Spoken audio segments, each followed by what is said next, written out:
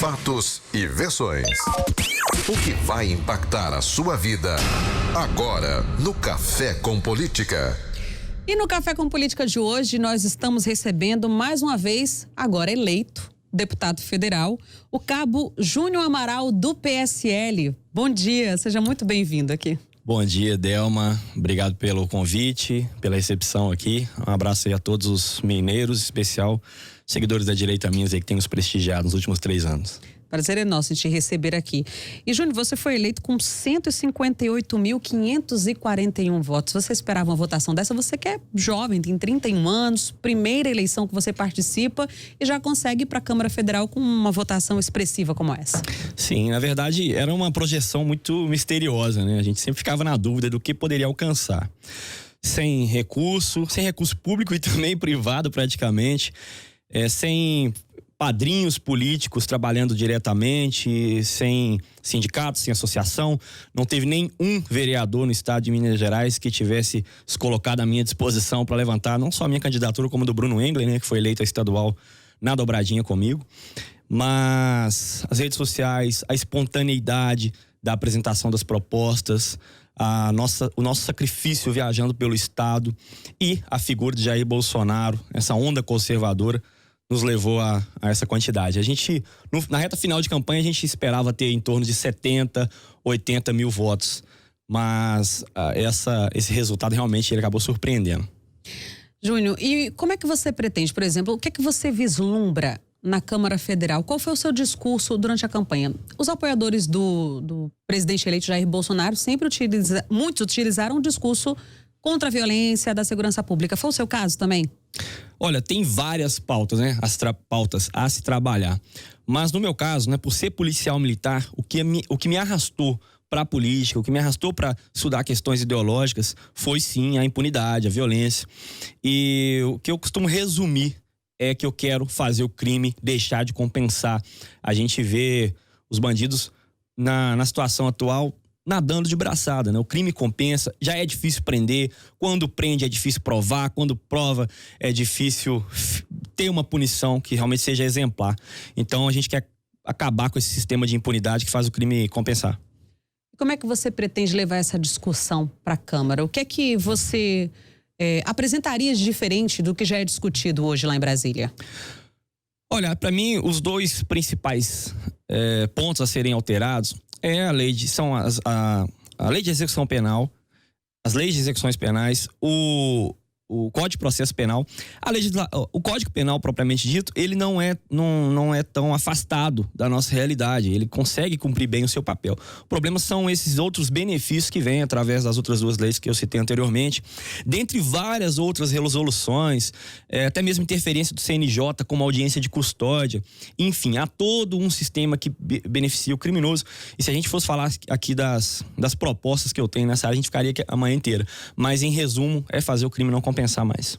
Júnior, e qual a avaliação que você faz desse início de mandato? Você vai contar também com uma base boa de deputados estaduais aqui na Assembleia Legislativa. No caso, o governo Bolsonaro, ele fez uma base muito boa. Eu gostaria que você me confirmasse essa informação. Foram 6 deputados federais e 6 estaduais pelo PSL, é isso? Sim. No momento inicial, me parece que o partido tinha projeção de fazer 2 e 2, 3 e 3. Mas a onda Bolsonaro virou de tsunami. E a partir dessa característica, né, do conservadorismo, do vínculo da imagem dos candidatos com Jair Bolsonaro, foi possível o partido eleger tanto 6 na Câmara Federal, como também na Assembleia Legislativa. Júnior, muito se fala, né, sobre a festa que foi feita, sobre os holofotes que o presidente eleito Jair Bolsonaro durante a campanha teve. Ele acabou sendo vítima também de um atentado, como a gente acompanhou, um atentado à facada que acabou alavancando a imagem dele nessa disputa. Mas agora muito se fala que as luzes da campanha se apagaram e que agora é que o trabalho deve começar mesmo. Qual a postura que você acredita que o presidente vai adotar daqui para frente? Porque algumas pessoas também defendem que o discurso muito enfático dele, isso se devia à campanha, mas que agora, uma vez que ele está no governo, a coisa vai ser diferente. Você acredita nisso? Olha, o ímpeto do seu discurso, né, contra a corrupção, sim, apontando os criminosos vermelhos, e quando ele diz isso, são as pessoas que estão dispostas a cometer crimes, não simplesmente porque se posicionaram de um lado ou de outro das ideias. A gente sabe que o MST invade terras, sacrifica animais, destrói propriedades rurais. A gente sabe que há, assim, vários criminosos que foram condenados por corrupção, vários políticos que, coincidência ou não, se posicionam do outro lado também. Mas em relação à mudança do discurso, eu acho que sim, ele já tem sim feito um discurso, deixado claro que ele quer governar para todos. A questão de ser extremista, isso não passa de um rótulo barato que tentaram pregar nele. Ele é sim, esse ímpeto vem da indignação que a maioria dos brasileiros tem com todo esse sistema de sujeira que a gente vê não só na política, mas em todo o nosso sistema de Estado e até mesmo, né, numa nova cultura que tem se formado de valorização do que é errado e não do que é certo. Então, a quem você atribui esse rótulo que foi dado ao presidente eleito? É porque a gente vive numa história política de todo mundo ficar muito em cima do muro, né? Eu tô aqui num ambiente imparcial, mas se eu estou numa universidade que ela é mais esquerdista, eu vou lá e vou falar os temas que vão agradar as pessoas que estão ouvindo. E aí eu tô num ambiente militar, eu vou falar sobre o que vai agradar os militares. E o Jair Bolsonaro, ele é autêntico, ele não muda de posição independente do ambiente que ele estiver. E acredito que essa posição de extremista vem por conta disso. Você vê até um exemplo engraçado anteontem, numa entrevista da Globo News, o governador do Rio de Janeiro, Wilson Witzel, foi entrevistado e ele afirmou que ele quer treinar snipers para combater traficantes que estiverem portando fuzis nas favelas do Rio de Janeiro. Aquilo parece que foi uma avalanche, foi algo muito absurdo de ter se falado, né? Mas o nosso Código Penal já traz essa previsão. Uma pessoa que traz um potencial ofensivo à vida de inocentes, ela tem que ser combatida da mesma maneira. E ali você vê que a roda de jornalistas se espantaram e fizeram disso uma grande polêmica que não existe. Na verdade, ele está apenas representando as pessoas que votaram nele, que compreendem que o crime deve ser combatido na mesma medida que está nos ofendendo. Nós estamos conversando aqui com o deputado federal eleito pelo PSL, Cabo Júnior Amaral. Deputado, a sua postura, por exemplo, quando a gente fala, logo após, quando acabou a eleição, que o candidato Jair Bolsonaro ele foi eleito, e os representantes da direita, né? Quem é de esquerda e representa as minorias, que hoje já não são tão minorias, reclamam e têm medo, né? Demonstram medo de que passem a ser perseguidos a partir de agora, que os direitos conquistados pela comunidade LGBT, que eles não sejam mais seguidos, quem é negro também, quem é pobre. Qual é a avaliação que o senhor faz desse discurso, desse medo que se apresenta das pessoas que não votaram na direita? Olha, na verdade, isso não passa de fantasia. Quem tem sido perseguido, quem na verdade teria que sentir medo, são as pessoas que pensam contrário à hegemonia da esquerda, né? Você vai hoje, como o Bruno foi na semana passada, numa comissão semana retrasada, salvo engano, numa comissão de direitos humanos, onde se falava exatamente sobre a violência durante as campanhas eleitorais. O Bruno estava ali praticamente sozinho e vários tons de ameaça sendo dirigidos, várias falas com tons de ameaça sendo dirigidas a ele. E Jair Bolsonaro é quem tomou facada. 2 eleitores de Jair Bolsonaro, inclusive foram mortos com camisa de Jair Bolsonaro, morreram nos últimos dias, também vítimas de violência. Então, eu vejo com muita fantasia, repetindo o termo da outra pergunta, acerca de todo esse medo, todo esse pavor. Na verdade, a gente está equilibrando o debate político, apenas isso. Isso é a democracia, que a esquerda, infelizmente, ainda não está acostumada. Acha que a democracia é apenas falarem o que pensa sem ter que ouvir o outro lado. Mas, por exemplo, o presidente eleito, ele chegou a declarar que ele vai acabar com o coitadismo, por exemplo, de mulheres, de gays e de nordestinos. O senhor concorda com esse discurso? Existe um coitadismo? Ele, salvo engano, ele não direcionou a grupos, né? Mas que existe exageros, como eu acabei de dizer, né? Essa inversão da realidade existe. Então, acredito que ele esteja se falando em relação a isso. Inclusive, algumas ONGs que, na verdade, que muitas vezes são utilizadas para abastecer a corrupção. E com esse propósito fantasioso de que está protegendo minorias. E, na verdade, não tem nada disso. Acredito que a fala dele se direciona a esse sentido. Cabo, a gente tem uma pergunta aqui Eu posso te chamar de Cavan? À vontade. A gente tem uma pergunta aqui de uma ouvinte, ela se chama Letícia Silva, do bairro Industrial. Ela disse que gostaria de saber em relação ao sistema de cotas, principalmente em relação às escolas públicas. Ela diz que vê muitas pessoas estudando em escola pública, em um turno e fazendo cursinho preparatório particular em outras escolas conhecidas aqui de Belo Horizonte, em outro turno sabendo que há cotas para as pessoas da rede municipal e que, na opinião dela, isso é injusto. Então, ela gostaria de saber, resumindo, ela gostaria de saber se o senhor tem alguma proposta para essa questão da política de cotas. Em primeiro lugar, o senhor é a favor da política de cotas? Eu sou contra a política de cotas raciais. Por quê? Cotas, inclusive, de opção sexual. Mas eu sou a favor, pelo menos em caráter transitório ainda por alguns anos, a favor das cotas sociais. Contra cotas raciais, porque a gente vê, sim, pessoas pardas, negras, que têm muita condição de bancar a faculdade particular. E aí você pegar, às vezes, uma pessoa muito pobre, simplesmente rotulá-la pela cor da pele, que ela não pode ter a mesma facilidade de acesso do que uma pessoa parda, ainda que tenha melhor condição social. Então, na questão social, eu ainda acredito que deve ser mantida até a gente alcançar essa igualdade de oportunidades, né? Então, na sua opinião, o critério deve ser financeiro para definir se uma pessoa deve ter direito a cotas ou não? Sim, não outros critérios. O critério financeiro, a gente tem que reconhecer, assim, algumas questões de desigualdade, de oportunidades, eu digo, mas que seja em caráter transitório, cotas sociais são bem-vindas, sim.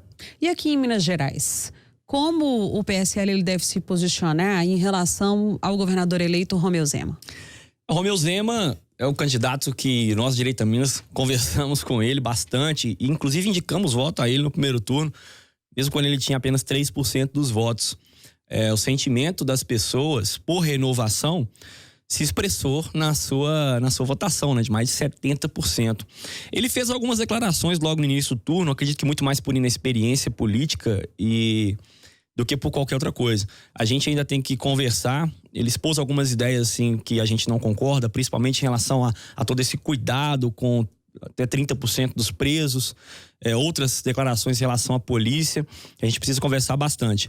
Mas vai ser um marco. Eu gosto muito da ideia quando ele diz de transformar o Palácio das Mangabeiras, né, no Museu das Mordomias, e os mineiros verão como viviam ou como vivem ainda, né? O governo ainda não acabou. Os monarcas, né, da democracia, os falsos monarcas. E acho que esse choque de gestão, esse impacto que ele vai trazer à política, uma nova forma de negociação com a Assembleia, tem muita esperança que traga novos horizontes, né? Com as ressalvas que eu já tinha apresentado antes. Mas o Romeu Zema, ele tem sido criticado, por exemplo, por representantes da política, vou dizer assim, que já estão mais tempo na política, não vou nem chamar de velha política, que estão há mais tempo, um pouco mais tempo que ele, sobre esse modelo que ele está querendo adotar. Por exemplo, essa semana ele anunciou que vai contratar o secretariado dele utilizando uma empresa de recrutamento. O senhor acredita que isso vai dar certo? Porque a gente sabe que a gestão pública ela é muito diferente, a burocracia é muito maior. Por exemplo, em outras questões, tudo depende de licitação. Ou mesmo, a pessoa ela tem que ter um conhecimento de gestão pública. E como é que vai ser isso? E ainda mais com um governo que diz que não vai pagar salário nesse momento para os representantes. Uma pessoa que ela vai para uma empresa de recrutamento, ela está lá inscrita porque ela quer receber salário. Com relação à empresa de recrutamento, realmente eu não vou saber dizer, né? Não sei se há caso concreto na nossa política, né, acerca disso. Mas quando você toca no assunto dos políticos tradicionais estarem, digamos, desesperados com esse novo sistema, a gente tem que olhar qual que é o verdadeiro propósito, qual que é o verdadeiro interesse. A gente sabe, quem acompanha um pouquinho de política compreende, o loteamento de cargos que sempre existiu, isso é regra na nossa política.